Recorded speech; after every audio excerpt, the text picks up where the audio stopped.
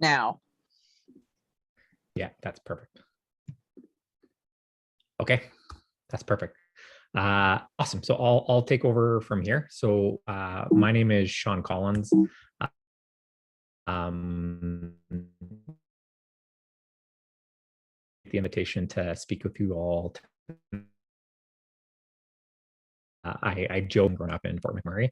My high school girlfriend was from Cape Breton, and most of the people I went to high school with were from Cape Breton or Nova Scotia or Newfoundland. So feel pretty good connection to the East Coast of Canada. And my sort of background, I've always been very interested and passionate about. Well, I'm getting a bit of background. Maybe we could have mute for folks not on combo. I've always been really passionate about environmental stuff. Loved hearing the story of St. Francis. I wouldn't put myself in the same category, but just am someone that's sort of always been passionate about our environment. When I was in grade 6, my sort of first environmental action was I organized a bake sale at my school so we could buy acres of rainforest in Brazil and protect rainforest from any sort of development. And so from a pretty young age, I've just always been very, very passionate about the environment and nature, and forests in particular is something that's sort of been a theme throughout my life. My dad was in the RCMP, so we moved around quite a bit, but spent sort of all of junior high and high school up in Fort McMurray and kind of consider that to be home. And that was sort of my real exposure to large scale energy. Most people aren't aware of this, but the Fort McMurray oil sands is the largest industrial project in the history of humankind. There's not a larger industrial project. If you take all of the oil sands facilities into account, it's the largest industrial project we've ever built as a species. And kind of growing up around that, you understand the sort of size and scale and magnitude of the global energy system, where that $500 billion project is 3% of global oil production, and oil on its own is a fraction of the energy we use across the world every day. And so pretty much from university onwards, my whole career has been working on energy and energy transition projects. So the feature piece and what I'm chatting about tonight is student energy, which I helped start in 2009. And then since then, I've also helped start a large geothermal development company called Terrapin Geothermics. I was part of the Canadian contingent at COP21 in Paris when the Paris Agreement was signed.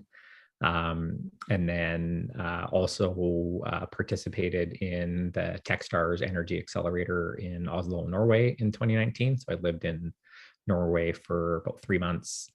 And I've also had the pleasure of speaking at the United Nations on 2 occasions around youth engagement in the global energy transition. So it's a bit of a snapshot on my background. On the project development side of life, from about 2015 to 2020, I ran a company called Terrapin Geothermics. So we've been developing the first large-scale geothermal energy project in Alberta. Secured first resource rights in the space, secured a $25.5 million subsidy from the federal government of Canada, and secured PCL Construction as our construction partner for that project, and doing drilling in 2022 to try to build the first geothermal power plant in Alberta history. So back to the student energy story. Student energy has been the most material part of my career, and probably the most material part of my life. Student energy was started in Calgary in 2009. We did this International Student Energy Summit, and I'll give a bit more of the history of the organization in a little bit. But this is our theory of change. This is the sort of reason to exist that we've come up with as an organization. So wanted to introduce student energy first and foremost through our theory of change. The long-term ambition for our organization is to accelerate the transition to a sustainable energy future. This is sort of our guiding principle that when you reach a sustainable energy future where your production and consumption of energy is in harmony with that of the biosphere and that of nature, that's a achievable target. We can do that. We can do that with renewable energy and sustainable energy. And so our mission has always been, how do we accelerate the transition to a sustainable energy future? And we do that through two real actions. Our focus, our role is in creating youth change agents. So we really focus on the individual youth actor who can make a difference in transitioning the energy system. And then we also focus quite a bit of time on creating space for youth to act. So recognizing that the systems and the power dynamics above us aren't necessarily predisposed to having space for youth at the table and space for youth voices at the table. And so we focus both on building change agents as well as creating space for youth to act within the system. Sorry, I'll go back here. So on the sort of youth support work, our focus is around empowering youth, educating youth, building skills within youth, and uniting, so network building. And then to actors within the energy system, be that governments or corporations or regulatory bodies, we advocate pretty strongly around making sure people understand the value of youth and youth opinions, as well as devoting dedicated resources, both of time and money, to youth actors. And so this is our belief that the more we do this work, the more we create change agents, the more we create space for youth, the more that has an impact on global equity, cultural shifts, cooperation, mobilized finance, policy frameworks, new technologies, and all of that accrues up to accelerating the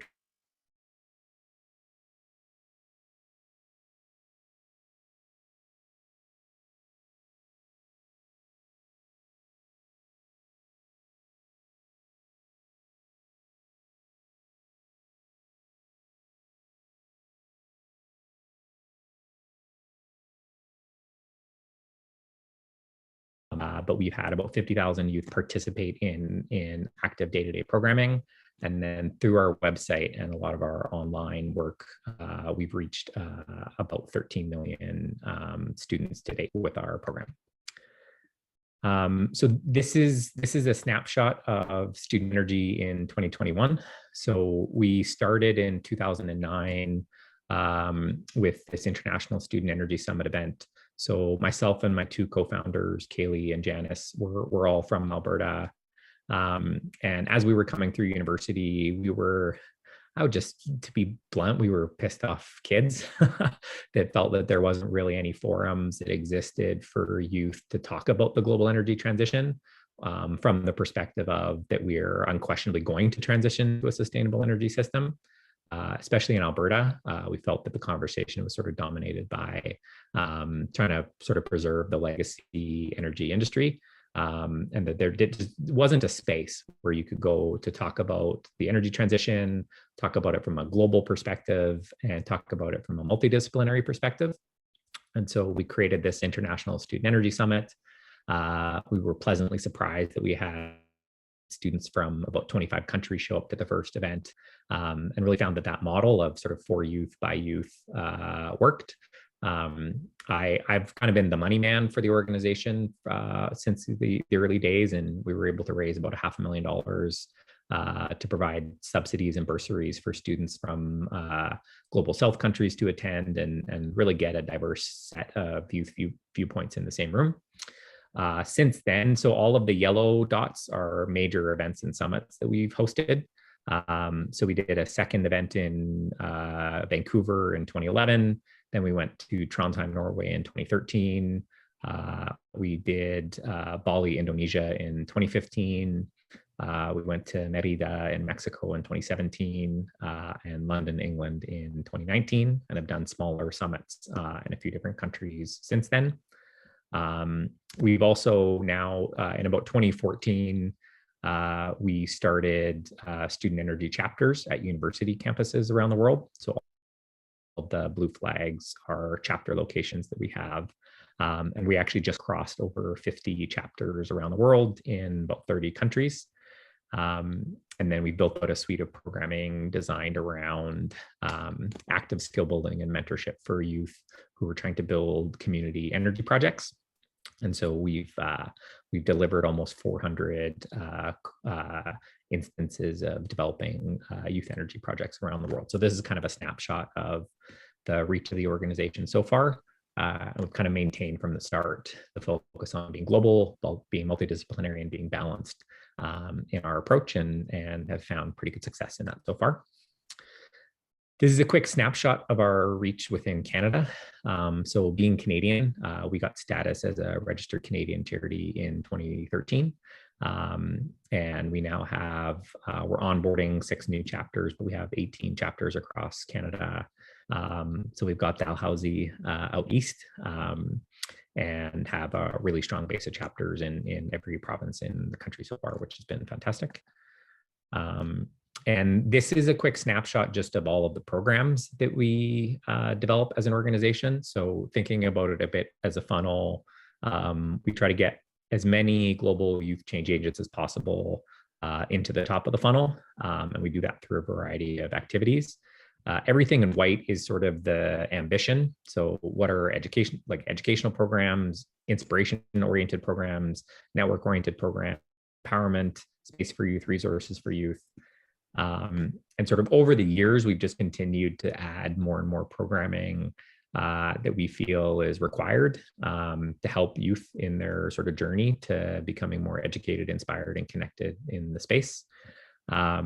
So one of the things that we did pretty early days when we got charitable status was to build out a really robust series of energy educational content. So if you go to youtube.com/studentenergy, you'll see that we've got about 30 or 35 animated, kind of short 2 to 3 minute animated videos that just explain energy in a really accessible and approachable way. And those have gone on to become some of the most trafficked videos on the internet about energy. We're the #1 video for hydropower, geothermal. I think we're #2 for fossil fuels and oil sands. But sort of across the board, just tried to provide content that was accessible and unbiased to just explain like what is a particular type of energy, how does it work, how big of a context is it in the global scheme. And we also built, if you ever go to studentenergy.org/map, we built a visual map of the energy system just so people could understand like what is energy, what is it, how does it work, how is it produced, how is it converted, how is it transported, and how you sort of visualize what the uses of energy are. And so far we've had about 13 million hits between our map and our YouTube videos. And we've become sort of one of the go-to for educational content in energy education. I talked about our chapters program already. Our summit is our big sort of biannual event where we bring the whole network together. It's a real sort of gelling moment for all of our chapters and all of the students to sort of get together every 2 years and meet in an interesting international location and really sort of connect with one another in person. We're doing online this year, as everyone is, but we're going to be back to in person again in 2023. A few new programs that we've created in the last couple of years. We're rolling out the first ever Global Youth Energy Outlook at COP26 in Glasgow in November. So we did a large scale surveying exercise. We had about 41,000 youth from 198 countries do a survey on their perspectives on energy transition, the pace of energy transition, the role of governments. And that's one of the largest data sets of youth opinions on energy transition that's come up to date. And we also have created in the last couple of years youth advisory councils. So we have about 10 companies that have engaged us to put together youth advisory councils that advise executive management on youth viewpoints and opinions on energy and climate issues, really in that space for youth concept. So really trying to create space for youth to directly influence current leaders in the energy space and push them to go faster on energy transition. And then we have a suite of programming focused around Indigenous youth engagement. So in 2019, we hosted an event called 7 in Calgary, where we had 200 Indigenous youth from every province and territory in Canada as the first ever sort of pan-Canadian Indigenous youth event that really mirrors a lot of the work we do on the International Summit. And since then, we've helped spawn an organization called Imagination that is doing direct funding of Indigenous youth energy projects in their local communities. So we've just selected our first batch of 10 projects from across the country that are each receiving $10,000 and 2 years of coaching and mentorship to actually execute real world community energy projects within their communities. And then this is the work that I'm really involved in these days. We've created a new program we've called Student Energy Ventures that's really designed around providing the tools and skill sets and capital necessary to do actual project execution. So we'll get to that in a little bit, but everything above the line is programs we've already created.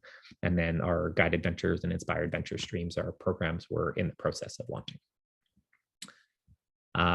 So this is just a quick snapshot on student energy. We're now, as of this week, we're actually up to 32 full-time staff. So we're one of the largest youth-run energy organizations in the world at this point in time. We've had students from 195 countries attend our summit to date. We've raised about $10 million over our history since 2013 as a charity. And between the chapters and the leaders program, we've successfully built about 280 energy projects around the world. And every year so far, this last year, we had about 30,000 volunteer hours put into the organization. In terms of the sort of challenges we're addressing, this is sort of gets at what we think some of the real problems are in energy transition. One of the first ones is that youth are almost never at the table and are almost never brought into the fold for making real world energy transition decisions. As one of the questions we had as part of our global youth energy outlook was, like, have you been engaged before by your government or anyone else on your opinion on energy transition? And over half of the participants said that we were the first time that they'd ever been asked their opinion on energy transition.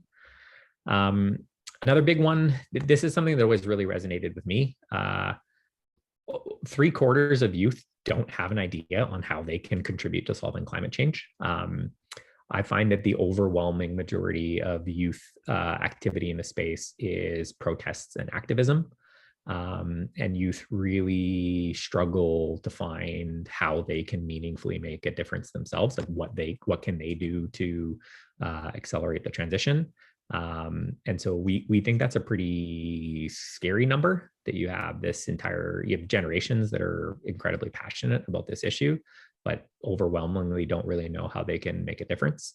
And so we see a lot of our programs as ways that people can, like, meaningfully make a difference, lobby their governments or execute a project or get involved in something real and tangible. Whereas most sort of youth organizations in the space are really just about awareness and activism and protesting. And that's never really been our focus. We were much more about the sort of the solution space. Another really major issue is that there's almost no money available to youth entrepreneurs in the space, particularly in the global South. It's overwhelmingly that there's a lack of financial supports to making this work happen. There's just not very much money that actually flows down to people that are in their 20s who want to take action, especially in energy compared to like software and sort of tech. It's much easier to raise money if you're a 22-year-old tech entrepreneur than if you're a 22-year-old energy entrepreneur. It's much more old school. And then sort of last one for us is just in terms of global climate finance. Of about $455 billion in climate finance that's spent annually, about 10% of that makes its way to non-OECD countries. And so even of the money that exists in the space, it's incredibly poorly distributed from an equity lens. And so being globally focused, we really push folks to invest more in non-OECD countries. Um, this is just sort of a quick snapshot of one of our alumni who's now part of our board. So Kakembo, who's based in Uganda, um, he was an attendee at our 2015 International Student Energy Summit that we did in Indonesia. And at those events, we always host the last sort of half day of the event is a big event we call the Innovation Jam, where just students get the microphone to pitch their idea on what they think is a possible solution in the space. So Kakembo was an interesting example where he came and was sort of inspired about the opportunity in waste to energy, and said that he wanted to start a waste to energy company in Uganda.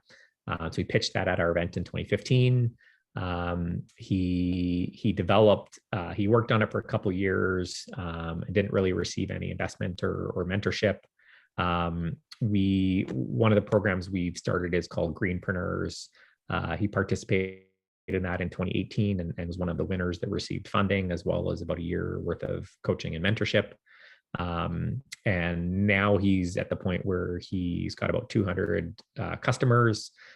He's got 22 full-time staff. He was recently awarded Africa's, he was on Forbes 30 under 30 list in Africa. And it's kind of a microcosm of what we try to do as an organization, is to create the moment of inspiration where somebody makes the commitment to actually going for it and saying, like, I'm going to go pitch this idea and I'm going to try to make this real, all the way through to the financing, coaching, and mentorship and execution. And then it's great to have him now back on our board, kind of infusing that energy and momentum within the organization at large. So where we're at, and this is where I think Nancy would have seen this on the UN website. In the last year, we've also, as an organization, taken a pretty significant step up in our ambition. We sort of feel like the timing is right to push a lot harder for resourcing and support for the projects and the youth that are coming through the network. And so we're really focused on this space of how do you bridge from motivation to action. Youth are there. They don't need more motivation. They don't need more sort of ambition building. They need the structural resources and supports to go take action and actually implement real world energy transition and climate oriented projects. And so our focus is in that space is really around how do you train, support, fund, and provide the tools necessary so that youth can be successful in taking action in the space. One of the programs I've helped create is this Student Energy Ventures program. And our insight is that you don't know what you don't know. If you're 21 years old or 51 years old or 81 years old and you want to go do a clean energy project, it's really hard to know where to start and what are all of the component pieces required to successfully execute. And so the real vision for us behind Student Energy Ventures as a new program stream is to create a high volume of templated projects. So the work we're doing here is around developing and then open sourcing the technical documents, engineered drawings, permit documents, the sort of nuts and bolts of successful project execution, and just making that publicly available so that you can create real guided venture stream where you're not doing something new and wildly innovative in the world, but if you want to go execute on a solar PV project at Dalhousie, you have all of the documents and materials associated to do that, because we find a lot of times people skip over the sort of nitty gritty. Like there's like legal documents and financial documents and bank loans and permits. Like that's the real gritty hard work of energy transition. We generally believe that the technology exists to make the transition. We don't need new R&D. We don't need new widgets and technologies. We need to figure out how to deploy the technologies we have. And a lot of that is in project execution, which is a real focus area for us. And so we've streamed this work into two separate streams. The first one is molecules and electrons projects. I think a lot of times people lose sight of the fact that energy is a physical thing. Carbon is a molecule. Electrons are a physical thing. Natural gas is a molecule that the transition to a sustainable energy system is the transition of our molecules and our electrons, how we heat our homes, how we power our vehicles, how we light our lighting, the products that we make. It's mostly chemistry. It's just there's certain molecules that exist that we use that create work. Like energy by definition is just work. And so we need to transition the molecules and the electrons. And we also need to transition the people and systems. And so our work on Student Energy Ventures is split kind of across those two streams. What are the things that are actually transitioning your transportation, your cooking, your building heating, your power generation? And then how do you create the conditions within the system that also allow for that? So how do you change your policy? How do you do like data measurement reporting? A lot of focus on journalism and sort of fact telling within the space. And kind of our focus is about 80% of our effort in the space is molecules and electrons focus, and about 20% is people and systems focus. And sort of this is our big, hairy, audacious goal for all of this work. So our work has been picked up as an official compact of the United Nations. And so we're working with the United Nations and the Sustainable Energy for All group, and trying to really rally all of the member states of the United Nations to fund our work. And our ambition is to secure $150 million by 2030. And with that resources, we could develop about 10,000 youth-led clean energy projects around the world. The government of Denmark is our first multi-million-dollar funder of this work. So they came on board right at the start. We've been in conversation with them for quite a while, and they have a pretty aggressive sort of climate and energy focus. So we're really pleased to have them as our first funder. And then we've recently signed a joint venture with an organization called New Energy Nexus that was birthed out of the California Clean Energy Fund. And that gives us our ability to raise our first capital out of the United States. And so they're helping us in our fundraising effort. They have a target of creating 100,000 companies by 2030. And so we're trying to take about a 10,000 company chunk of that being youth businesses. Yeah, this is a bit more depth on our 2021 goal that I'll push through fairly quickly. And then this is a bit of a snapshot of recent media that we're getting. So we're finding that there's pretty good appetite for what we're doing so far. So we signed our joint venture with New Energy Nexus 2 weeks ago in New York, and CBC picked that up. And then Shakti, who's our director of communications, was in Milan last week as part of this Youth for Climate event that Greta Thunberg was at. And the real sort of resonating message out of that was that youth are fairly sick of the patronizing tone and pace in energy transition. We're looking for more immediate action. And Shakti's been a really great force within our team of sort of trying to hold governments and international actors to account that we kind of know what the solutions needed are. It's been a lot of inaction. It's been a lot of sort of grandstanding about announcements and commitments and targets and sort of this mythical 2050 transition. There's not a lot sort of marching out the door tomorrow. And so we're really positioned as part of the chorus of voices that are calling for more immediate action.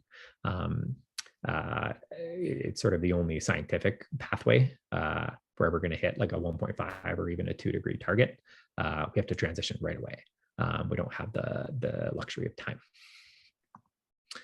And so that's kind of it for my presentation. I have some appendix slides if there's more questions about the organization or any of the programs a bit more in depth, but I wanted to stop there and just sort of maybe throw it over for more Q&A, and happy to chat about anything you guys are interested in for sure.